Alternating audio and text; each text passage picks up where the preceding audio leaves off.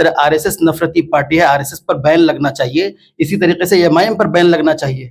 आपको अगर एमआईएम की पॉलिटिक्स करनी है तो अख्तुल ईमान को आपको लीडर मानना होगा और अख्तुल ईमान के साथ मिलकर के ही पॉलिटिक्स आप यहाँ कर सकते हैं। मजलिस में आज मैं बिहार के अंदर कहता हूँ कि अख्तुल ईमान से बेहतर कोई चेहरा नहीं हो सकता कि सीमांचल के अंदर मजलिस इत्तेहादुल मुस्लिमीन के अंदर रहकर अगर कोई पॉलिटिक्स करना चाहे तो अख्तुल ईमान साहब को बाईपास करके कोई भी यहाँ पॉलिटिक्स नहीं कर सकता मजलिस के अंदर। सलाम आदाब, मैं रमीज रेजा, आप देख रहे हैं दी गगनटो। हमारे साथ आज एक खास मेहमान है। एम गाजी के नाम से दुनिया इन्हें जानती है। राजनीति में भी इनका अपना एक छवि रहा, सामाजिक खिदमत को भी समय समय पर यह अंजाम देते रहते हैं। हमारे इलाके के नामचीन हस्ती मरहूम मौलाना असरउल हक कासमी साहब के काफ़ी करीबी रहे। ऑल इंडिया मजलिस इत्तेहादुल मुस्लिमीन पार्टी से अभी इनका वास्ता है। टिकट के प्रबल दावेदारों में से एम गाजी साहब का नाम भी आता है। आज हम इनसे विधानसभा 2025 और एमआईएम पार्टी से लेकर तमाम सवाल जवाब आपको देखने और सुनने को मिलेगा। वीडियो काफ़ी दिलचस्प होने जा रहा है। आप वीडियो में अंत तक जरूर बने रहें और ऐसी खबरों को शेयर जरूर करें। सबसे पहले पहली दफ़ा हमारी आपसे मुलाकात है, हम आपका तहे दिल से जो है अभिनंदन करना चाहेंगे। शुक्रिया रमीज़ भाई, आपका और आपके दर्शकों का भी शुक्रिया, आपने हमें यह मौका दिया, मैं उसके लिए आपका शुक्रगुजार हूँ। सवालात तो बहुत सारे हैं, कहाँ से शुरू कहाँ से ख़त्म करें थोड़ा सा, तो चलिए हम शुरुआत इस बात से करते हैं कि ऑल इंडिया मजलिस इत्तेहादुल मुस्लिमीन पार्टी के साथ अभी आप हैं और कहीं ना कहीं टिकट की दावेदारी में भी आपका नाम जो है बड़ी मजबूती से जो है आ रहा है। हम चाहेंगे कि आपकी तैयारी क्या है, पहले इस पर थोड़ा सा हम बात कर लें। रवि साहब, पिछले 5-6 साल से मुसलसल विधानसभाओं में घूम रहा हूँ, लोगों के बीच जा रहा हूँ, लोगों के मुद्दों पर बात कर रहा हूँ और जहाँ जो ज़रूरत पड़ती है कि जो इलाके की खिदमत चाहे जो भी करना चाह रहा है, तो आवाम जब परेशानी में हो उनकी परेशानियों में खड़ा उतरने की कोशिश करता हूँ और अभी तक अल्हम्दुलिल्लाह ये है कि लोगों के बीच में हूँ और मुसलसल कोशिशें जारी है। देखिए आगे क्या होता है। हाल ही के दिनों से एक नाम बड़े चर्चा पर है, सोशल मीडिया में आप चीज़ों को देख पा रहे होंगे। 3 बार के विधायक तौसीफ आलम जो कि बहादुरगंज के विधायक रहे, अब चर्चा का विषय है कि एमआईएम से को ज्वाइन करने वाले लोगों का मानना है कि जब तौसीफ आलम जैसे लोग एमआईएम ज्वाइन करेंगे तो फिर किसी और को टिकट मिले उसके लिए जगह ही नहीं बचता है। देखिए, मजलिस इत्तेहादुल मुस्लिमीन एक पार्टी है और जाहिर सी बात है कि पार्टी में कोई भी आना चाहे उनका इस्तकबाल है, लेकिन देखने वाली चीज़ ये होती है कि जो शख्स आ रहा है, जाहिर सी बात है कई मर्तबे के वो विधायक रहे हैं, तो माजी में मजलिस को लेकर उनकी सोच क्या रही है। लोग ये बताते हैं कि उन्होंने मजलिस को कहा है कि ये नफरती पार्टी है, इस पर बैन लगना चाहिए।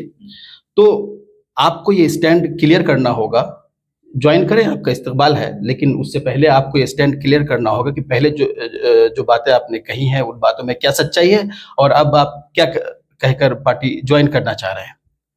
दूसरी चीज़ ये है कि पार्टी अभी तो ये मैं आपसे सुन रहा हूँ कि वो ज्वाइन करने जा रहे हैं, लेकिन हमें लगता है कि हेड ऑफ़ द स्टेट हमारे जनाब अख्तुल ईमान साहब हैं, ठीक है।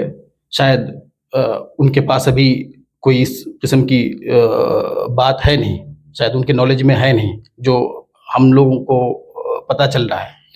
तो अख्तुल ईमान साहब की मर्ज़ी के बिना हमें नहीं लगता है कि पार्टी में उनकी शमूलियत होगी और वो दावेदारी पेश करेंगे। दावेदारी तो जाहिर सी बात है, इलेक्शन का वक्त आएगा, उस वक्त ये फैसला होगा कि टिकट का हकदार कौन है। लेकिन एक और भी सच्चाई है कि सीमांचल के अंदर मजलिस इत्तेहादुल मुस्लिमीन के अंदर रहकर अगर कोई पॉलिटिक्स करना चाहे तो अख्तुल ईमान साहब को बाईपास करके कोई भी यहाँ पॉलिटिक्स नहीं कर सकता मजलिस के अंदर। अगर आपको पार्टी के अंदर रहना है, पार्टी से आप टिकट के दावेदार हैं, तो आपको, मैं समझता हूँ कि आपको अख्तुल ईमान साहब के पास जाना चाहिए और अख्तुल ईमान साहब को लेकर के पार्टी ज्वाइन करें। अख्तुल ईमान साहब को बाईपास करके कोई आदमी ये चाहे कि हम इलेक्शन लड़ें और सीमांचल में कामयाब हो जाएं, ये कहीं ना कहीं आप ये कहने की कोशिश कर रहे हैं कि पूर्व विधायक जो पार्टी ज्वाइन करना चाहते हैं वो अख्तुल ईमान साहब के जो है उनके खिलाफ होकर के उनकी मर्जी के बिना ये बातें चल रही नहीं। देखिए, मुझे इसका नॉलेज नहीं है, लेकिन ये है कि अगर पार्टी उनको शामिल कर रही तो इससे पहले उनके कई बयानात हैं वो बयानात देखिए, एक है इख्तिलाफ करना, किसी की राय से इख्तिलाफ होना अलग चीज है, लेकिन एक इल्जाम लगाना, और एक इल्जाम छोटा मोटा इल्जाम नहीं है। उन्होंने माजी में ये कहा है कि ये जिस तरह आरएसएस नफरती पार्टी है, आरएसएस पर बैन लगना चाहिए, इसी तरीके से एमआईएम पर बैन लगना चाहिए। तो जिस पार्टी को आप बैन लगाने की बात कह रहे थे, आज उस पार्टी में आप शामिल होना चाह रहे हैं, तो आप अपना स्टैंड क्लियर कीजिए। आपको अगर एमआईएम की पॉलिटिक्स करनी है तो अख्तुल ईमान को आपको लीडर मानना होगा, और अख्तुल ईमान के साथ मिलकर के ही पॉलिटिक्स आप यहाँ कर सकते हैं। आप जिसे पब्लिकली आपने कहा था पहले, वैसे पब्लिकली आप माफी मांगिए। आप कहिए कि नहीं, मुझसे माजी में गलती हुई थी, तो पहले आप सही थे या अब आप गलत हैं। आपको अपना स्टैंड क्लियर करना चाहिए। अगर उस बयान के लिए माफी मांग लेते तो फिर वो लायक हो जाते हैं। नहीं, हाँ, वो आ रहे हैं तो उनका इस्तकबाल है, ठीक है। उसके बाद कोई ये थोड़ी कि पार्टी ज्वाइन करने के बाद किसी का टिकट क्लियर है, ऐसा नहीं है। पार्टी में और भी लोग हैं, आप भी कोशिश कीजिए, पार्टी में शामिल होइए, पार्टी के लिए काम कीजिए।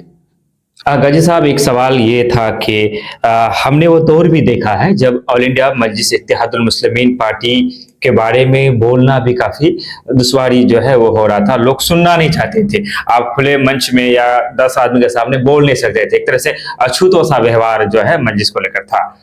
लेकिन वही पार्टी उस मुकाम पर पहुंची कि 5-5 सीट जो सीमांचल जीतकर पूरे हिंदुस्तान को हैरत में डाल दिया। और आज भी टिकट के लिए मारामारी, हर विधानसभा की बात है, सिर्फ बहादुर जी नहीं, आप ठाकुर में चले जाए, बिहार से लोग आते हैं, लोग चाहते हैं कि मजलिस की, तो सीमांचल में जो मजलिस का उभरता हुआ वर्चस्व है, इसके लिए आप किसको क्रेडिट देना चाहेंगे? ये जाहिर सी बात, ये कोई पूछने वाली बात ही नहीं है। इसमें अख्तुल ईमान साहब का खून पसीना शामिल है। मजलिस तो बहुत पुरानी पार्टी थी, लेकिन यहाँ पर सीमांचल में लोगों ने जो प्यार और जो मोहब्बत पार्टी को दी, वो अख्तुल ईमान के चेहरे को देखकर असदुल नबी साहब को लोग पसंद करते थे, आज भी पसंद करते हैं। लेकिन प्रोडक्ट आपका बहुत अच्छा हो, मार्केटिंग ना हो पाए, तो मार्केटिंग अख्तुल ईमान साहब के चेहरे को देख करके लोगों ने पार्टी को यहाँ वो ताकत दी। और जाहिर सी बात है कि उनका खून पसीना शामिल है मजलिस में। आज मैं बिहार के अंदर कहता हूँ कि अख्तुल ईमान से बेहतर कोई चेहरा नहीं हो सकता। अख्तुल ईमान सिर्फ एक आपके अमोर के विधायक नहीं है, पूरे सीमांचल का एक, पूरे बिहार का एक मजबूत चेहरा है। अख्तुल ईमान आज किसी तारुफ के मोहताज नहीं है। पार्टी में कोई आ जाए, 10 मरतबा जीता हुआ विधायक आ जाए या सांसद आ जाए, लेकिन अख्तुल ईमान के कद के बराबर कोई नहीं हो सकता है। इसीलिए अख्तुल ईमान को नजरअंदाज करके कोई पार्टी में ये चाहे कि अपना कद ऊंचा करे, तो मैं ये समझता हूं कि ये मुमकिन ही नहीं है। अभी मौजूदा विधायक है, महागठबंधन से है, राजद, कांग्रेस जो है, तमाम तरह पार्टियां जो गठबंधन में, और बिहार में खासकर हमारे सीमांचल में जब वोट का समय आता है, इस बात से कोई इनकार नहीं कर सकती। अधिकतर चुनाव में जो हमने देखा है कि बीजेपी को हटाओ, बीजेपी के डर से जो एक वोट करने का, कहीं बीजेपी ना जीत जाए। जिस तरह से शोले फिल्म था, जिसमें बच्चे कहता था कि सो जाने तो गब्बर आ जाएगा, तो हमारे सीमांचल के लोगों को कहा जाता है कि हमें वोट दे दो, नहीं तो बीजेपी आ जाएगा। क्या लगता है इस बार भी वही चलेगा कि बीजेपी को वोट दो? देखिए रमीज साहब, दरअसल ये है कि जब एमआईएम नहीं थी ना, लोगों के पास ऑप्शन नहीं था। पिछली मरतबा एमआईएम को लोगों ने जिताया है, तो अब वो चीज तो चलने वाली नहीं। भाजपा का डर दिखाकर यहाँ वोट का मामला चलने वाला नहीं है। अब तो यहाँ इन मुद्दों पर इलेक्शन होगा, हमेशा विकास के मुद्दों पर इलेक्शन लड़ा जाएगा और तरक्कियात के नाम पर इलेक्शन होगा। ऐसे इन मुद्दों पर इलेक्शन तो नहीं होगा कि भाजपा को हराने के लिए। वो जब तक था, जब तक यहाँ पर ऑप्शन नहीं था लोगों के पास। अब लोगों के पास ऑप्शन है, और लोगों ने पिछले मरतबा इस बात का सबूत भी दिया कि एमआईएम को जिताया लोगों ने, सीमांचल वालों ने। तो यहाँ वो मुद्दा नहीं है भाजपा को डर दिखाकर कोई वोट हासिल करना चाहे, तो ऐसा अब मुमकिन नहीं है। 2020 का चुनाव मुझे याद आ गया, आपकी जो ये बात अभी आप जो कह रहे थे, 2020 में भी एमआईएम के जो लोग टिकट के दावेदार थे, जिन लोगों को टिकट मिला, उनके जो कार्यकर्ता थे, वो लोग कह रहे थे कि अब मस्जिद एक ऑप्शन है। कल तक ऑप्शन नहीं था, तो लोग बीजेपी के डर से कांग्रेस, राजद इत्यादि दलों को बिना उनकी खूबी खामियों को जानकर वोट दे देते थे। लेकिन अब लोगों के पास मजबूत विकल्प है, और उसी बात में आकर के लोगों ने मजबूत विकल्प का साथ दिया और लगभग 85,525 वोट लेकर आ गए और मजलिस जीती। लेकिन मजलिस के जो उम्मीदवार है वो टिक कर नहीं रह पाए, लेकिन लोगों के भावनाओं के साथ तो खिलवाड़ हो ही गया। ये जाहिर सी बात है। देखिए, लोगों ने एक उम्मीद के साथ वोट किया था, और लोगों को लगा था कि एक लोग मौके की तलाश में भी थे कि जिनसे जो पुराने वाले थे उनसे निजात पाना चाह रहे थे, लेकिन उनके पास कोई ऑप्शन नहीं था। एमआईएम ने वो मौका दिया है, और इस कम से कम इन लोगों को, मेरी समझ से इन लोगों को पार्टी छोड़ के जाना नहीं चाहिए था। मैं तो ये कह रहा था इन लोगों को पॉलिटिकल बार्गेनिंग करनी थी। ये आरजेडी और जेडीयू के साथ ये सारे लोग मिलकर के पॉलिटिकल बार्गेनिंग करते कि सीमांचल की समस्याओं को लेकर के उनके पास जाते। आरजेडी जेडीयू और आरजेडी के साथ ही उस वक्त गए थे ये लोग, आरजेडी में गए थे लेकिन जेडीयू के साथ सरकार बनी। तो एक पॉलिटिकल बार्गेनिंग करते तो मुझे लगता है कि इलाके के लिए फायदा होता ये, क्योंकि वाकई जाहिर सी बात है कि लोगों ने एमआईएम को वोट किया था, एमआईएम को छोड़ के गए हैं, तो इसकी नाराजगी आवाम में भी है। हमारा जो इलाका है एक तरह से शिक्षा के क्षेत्र में काफी आज भी पीछे है। हमारे नेताओं को जिन कामों के लिए हम जिताते हैं, लोग उन कामों पर कम सवाल करते हैं, लेकिन यहाँ ज्यादातर लोगों का अपना मानना होता है कि मेरी बेटी का शादी में आ जाए, टूर्नामेंट में आ जाए, जलसे में आ जाए, और ये सब चीज ना चाहते हुए भी नेताओं को करना पड़ता है, अन्यथा चुनाव में उसका खामियाजा भुगतना पड़ता है। एम गाजी हालांकि एक अच्छी राजनीति का शकल आप देना चाहते हैं, लेकिन यहाँ की अवाम क्या आपकी जो अच्छी गुड पॉलिटिक्स को जो आप लेकर चलते हैं अवाम समझ पाएगी?